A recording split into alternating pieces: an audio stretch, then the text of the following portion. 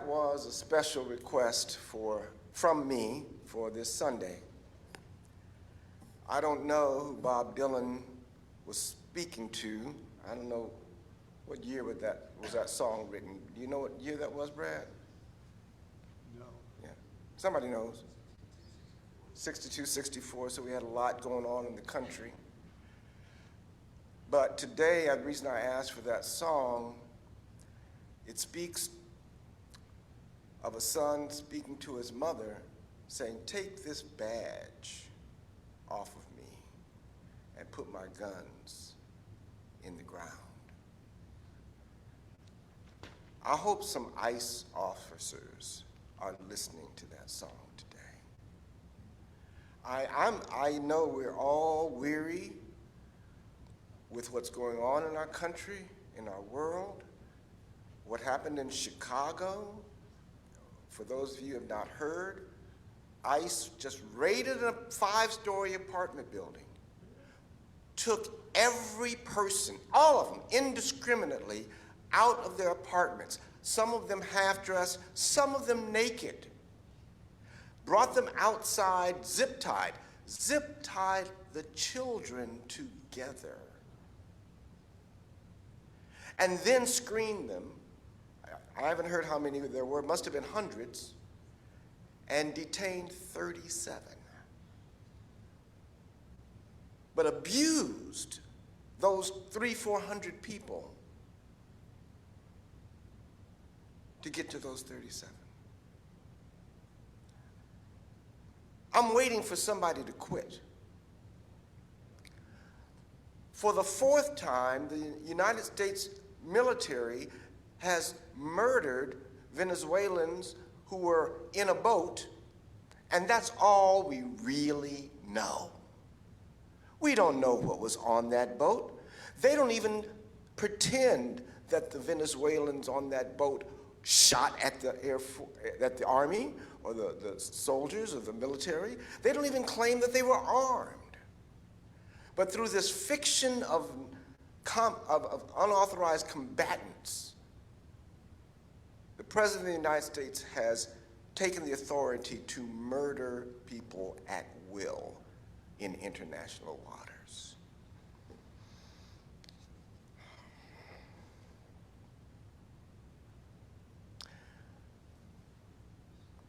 We had another shooting last week. Another.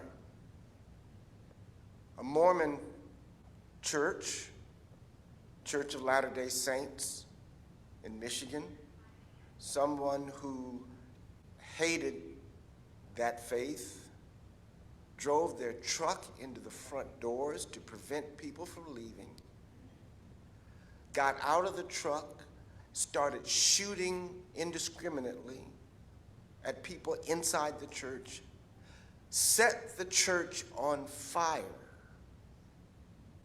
and when the police arrived, shot at the police and was killed in the exchange of gunfire.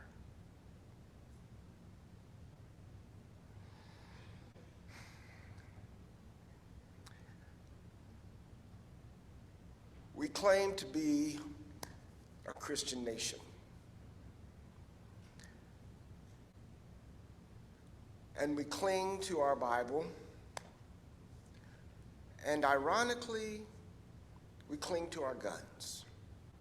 I know that's a phrase borrowed from Barack Obama, for which he got a lot of grief. But I recently heard the fuller context of that remark. And he was simply talking about the rural areas of our country, which are emptying out. The towns are dying. And as much as they malign us coastal folk, as much as they malign us city folk, their children are leaving the countryside. They are leaving the small towns of America and coming to the cities and coming to the coasts because industries have died, factories have closed, jobs shipped around the world. And what Barack Obama was saying is when all these things around them are collapsing. The two things that are left that can't be exported is their faith and their gun, which is the emblem or has become the sign and symbol of what it means to be an American. My father was a conscientious objector in World War II, Madison Theodore Shockley Sr.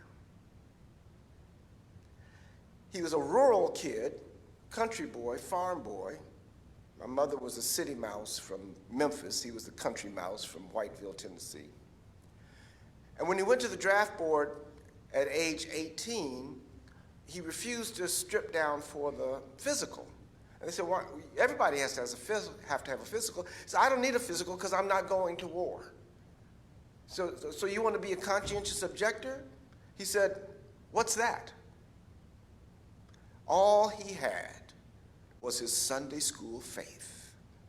And in Sunday school, he heard, thou shalt not kill. That was all he knew. And that was enough for him.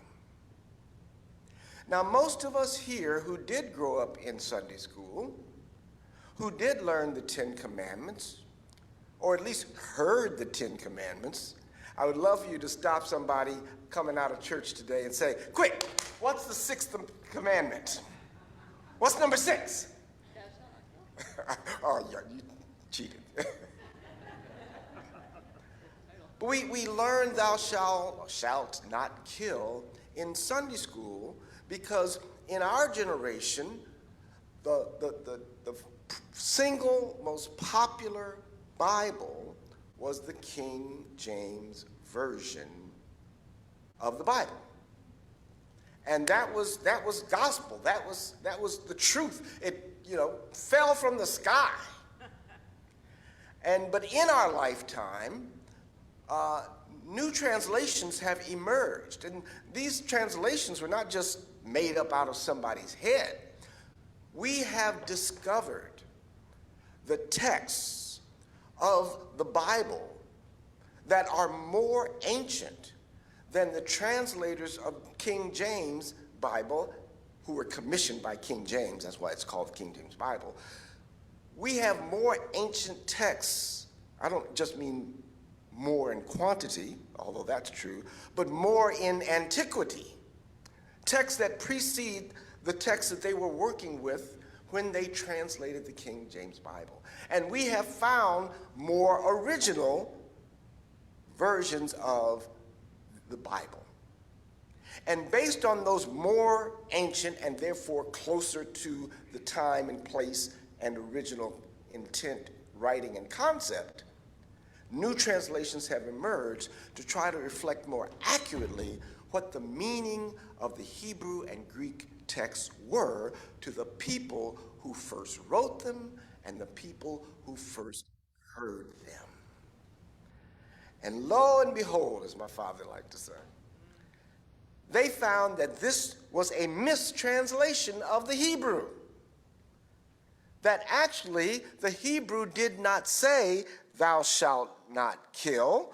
The Hebrew said, you shall not murder.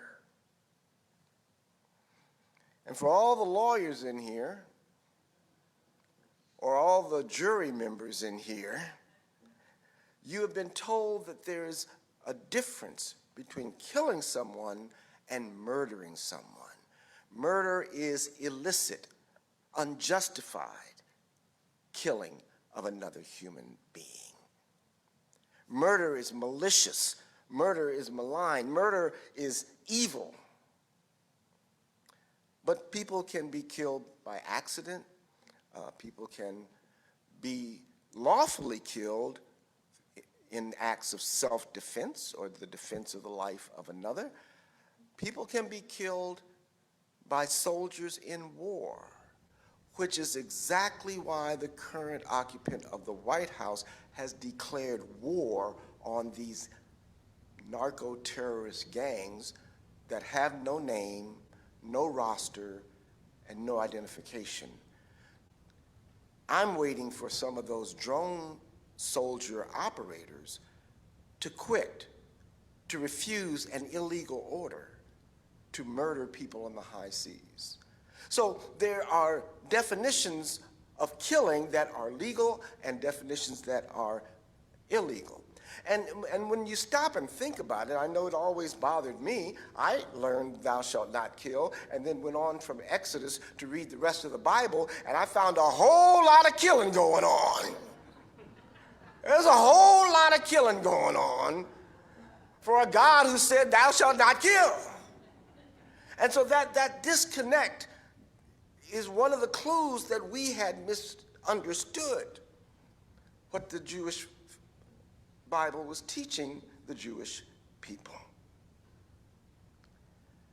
And so we have learned that translation is everything for those of us who don't read nor possess the original Hebrew or the original Greek. Translation is everything. So across the decades, within our lifetime, we have moved from the King James Version to the New King James Version to the Revised Standard Version to the New Revised Standard Version to the New Revised Standard Version UE, User Edition. And the first big break from the King James Bible to the Revised Standard Bible was traumatic for Christians in America. And the apocryphal story goes that, a local congregational church, because, we don't do what the big church tells us to do. We do what we want to do, right? Amen. So the church had to vote on whether or not to cast out the King James Version and to bring in this New Revised Version or Revised Standard Version. And the story goes that a woman stood up in the church meeting and she said, "Dadgummit, if the King James Version was good enough for Jesus, it's good enough for me."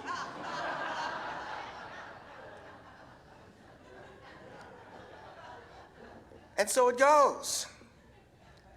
Now, just an aside, in this sense, we have distorted the meaning of murder. But one of the other famous mistranslations, of course, is the word for virgin, as in the virgin birth. And that when you read the original Hebrew, they weren't intending to suggest that a virgin became pregnant without becoming unvirgined. Searching for a PC word there. So we'll talk more about that as the holidays come around. So in America, we have this faith that tells us not to murder. And we have this right, so we think, to bear arms. And I just want to say, as I was raised in a pacifist house, I was not allowed to have even a toy gun.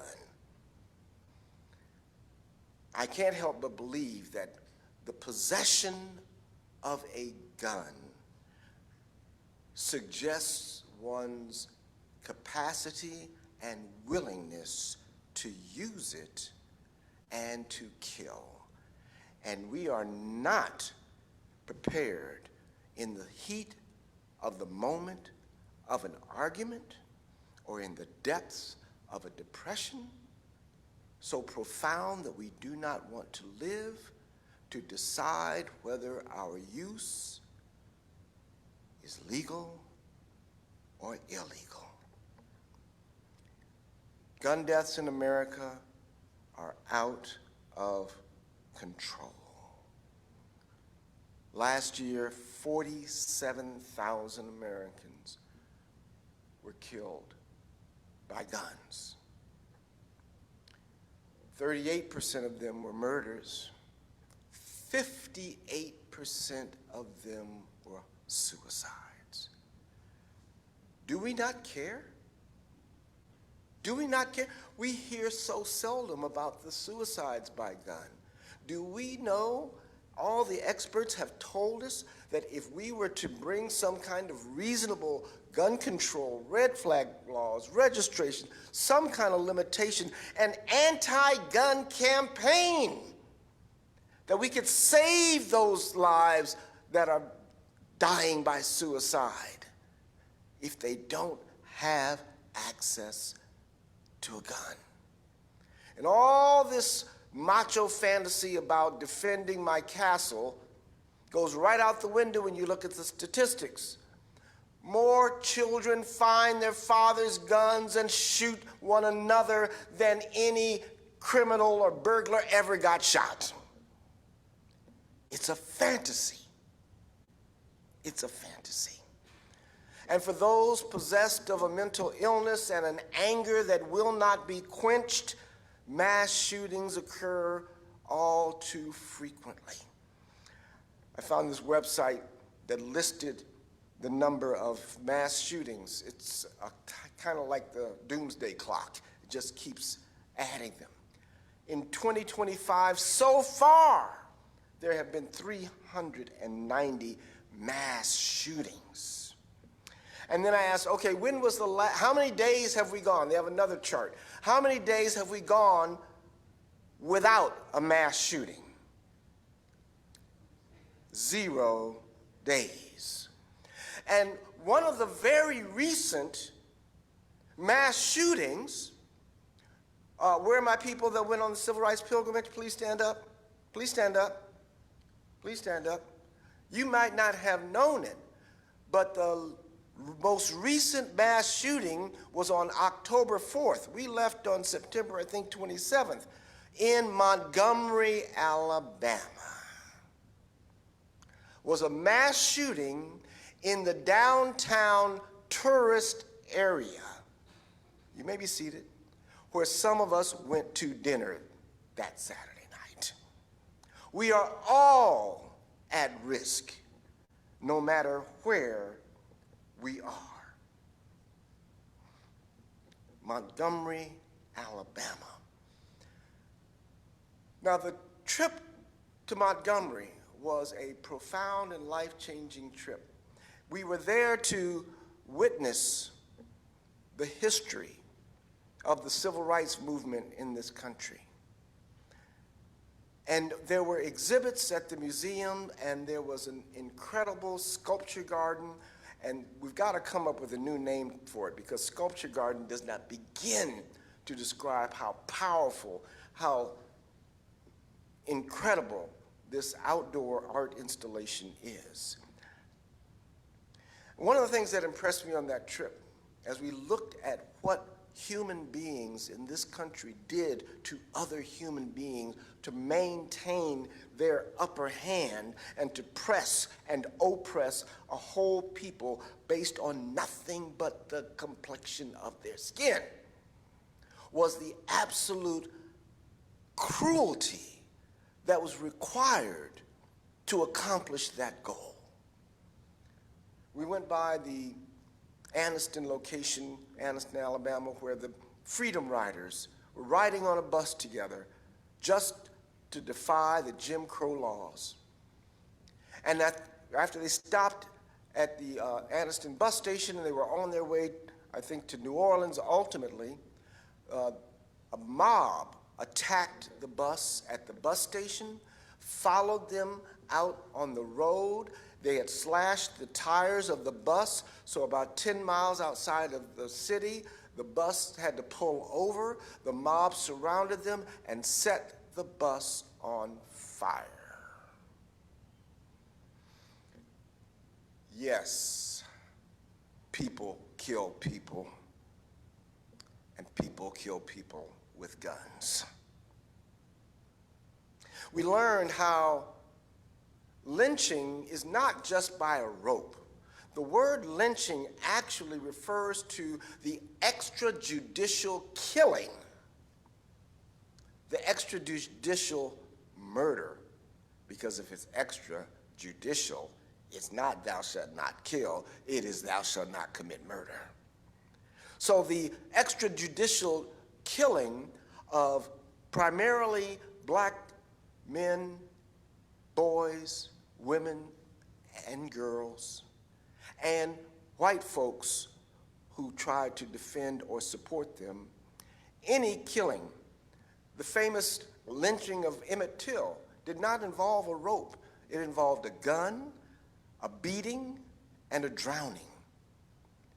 But it's a lynching because it was an act of terrorism intended to intimidate those who would cross the color line. It was amazing.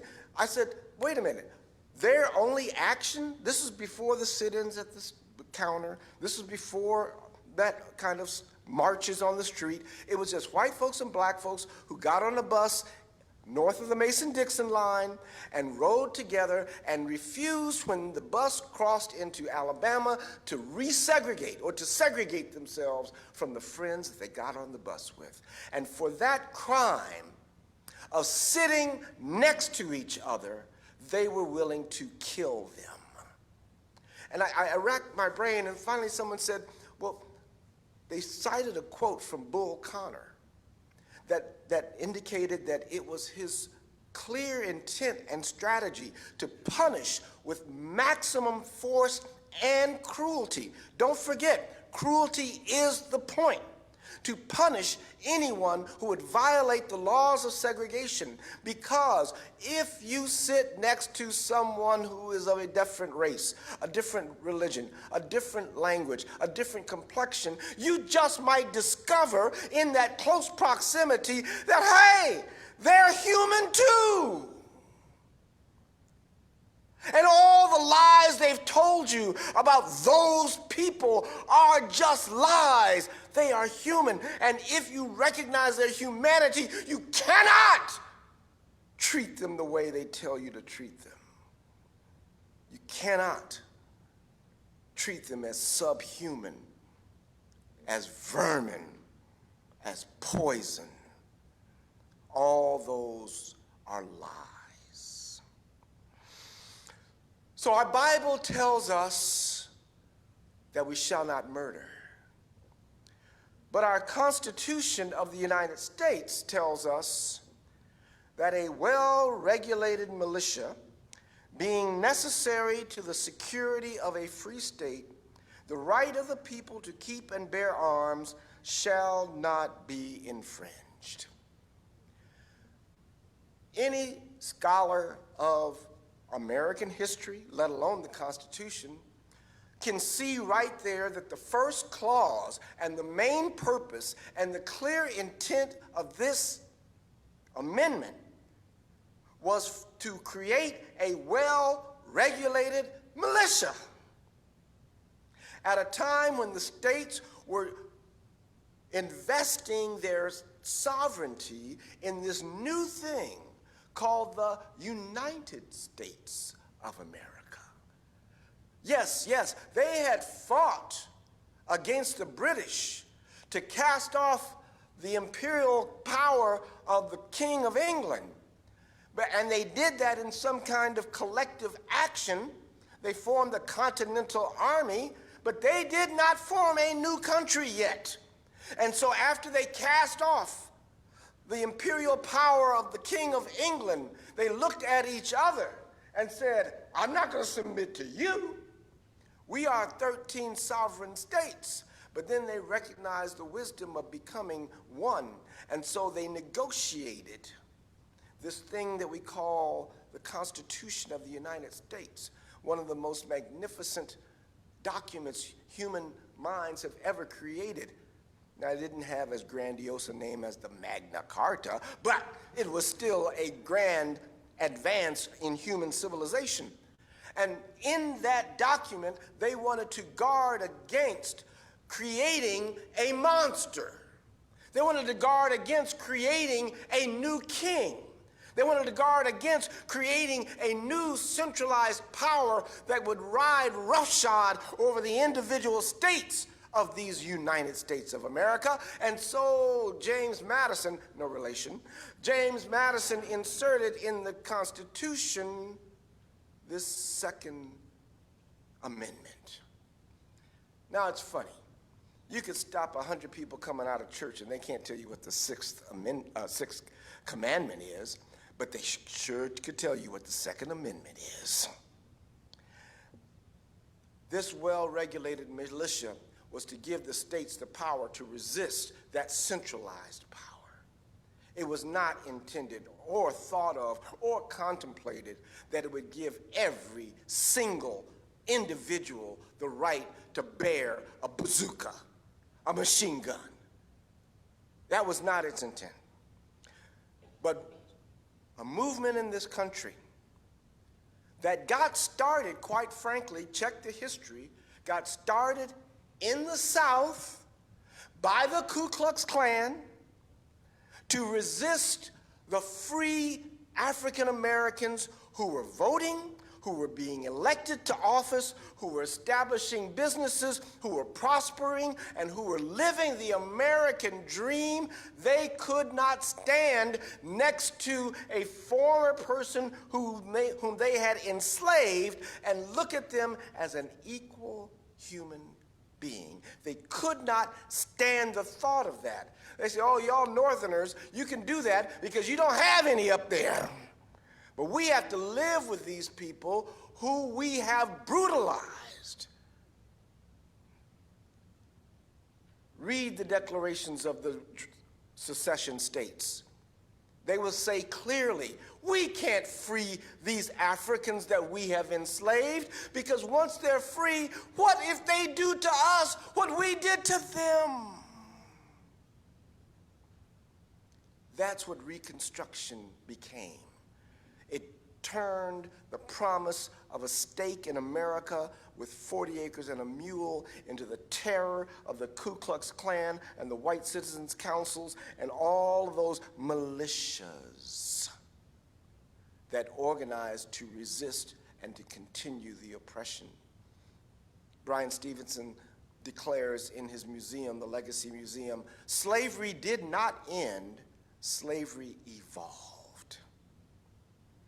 It was after a mob had killed 120 African Americans who were trying to defend the election, the democratic election of the governor of Louisiana, and they attacked the courthouse where the votes were counted, trapped them inside, set the building on fire, shot all those who were running away, and overturned the election. When prosecuted, they were defended essentially as a militia that has the right to bear arms. And that is the origin of the militia movement that has swept this country today, that has swept our nation's capital, some of the very same people.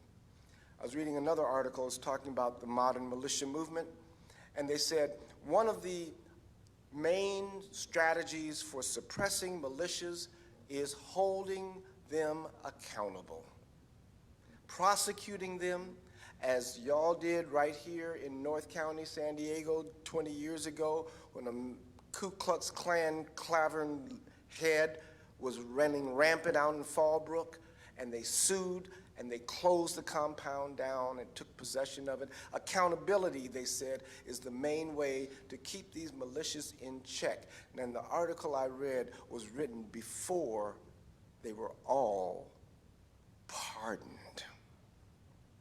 And because they were pardoned, their felonies were dissolved. And with a felony conviction, you cannot own a gun. But all of those hundreds of people who were convicted on January 6th have had their slates wiped clean, and they can walk into Big Five and buy a gun. So this movement has transitioned from the National Guard of each state to protect the state against the centralized federal government or any other opponents, and to assist with benevolent and rescue work within the state, into roving bands of white militias, roaming the countryside of South Dakota, North Dakota, Idaho, arming themselves against the coming race war. I said, race war in Idaho? They got more militias than they have black people. But it's this insanity, this fever of racial hatred that is driving them. And now we are in a moment where everybody can be a militia of one. And that's where we get the killing of Charlie Kirk. That's where we get the attack on the Latter-day Saints Church, that everyone claims themselves as a militia and their cause can be whatever it is. That's where we get the assassination attempts on Donald Trump, from militias of one. I come back to our faith, and our faith teaches us, you shall not murder. One of the most amazing things about studying the history of the civil rights movement is that this movement responded to hatred and cruelty and violence with love. They responded with nonviolence. They responded with offers of peace. They responded with offers of friendship. They responded with offers of humanity. We think of the civil rights movement as lasting, 10 years, from 1964 to 1975, when the last of the civil rights legislation was written, maybe I guess 78 with the open housing laws. But in truth, it lasted over 100 years. It lasted from 1865, the end of the Civil War, right up until this moment. The victory that was won in the civil rights, in the Civil War, to end slavery in this country and to grant all persons the equal protection of the law and full citizenship by birthright, was wiped away in just over a decade through Reconstruction, and we are still fighting to restore the rights that were won in 1865. They got their example of nonviolent response politically from Mahatma Gandhi and the way he was able to bring freedom and liberation to India and to cast off that same imperial power of the British Empire through nonviolence. But their faith was not Hindu, even though their tactics were the same. Their faith was Christian. And they constantly taught the foot soldiers of the civil rights movement that they had to be committed to their faith of nonviolence. And so they did. And because of them, we can sit here in this bus side by side together as friends. Let the people of God say, amen.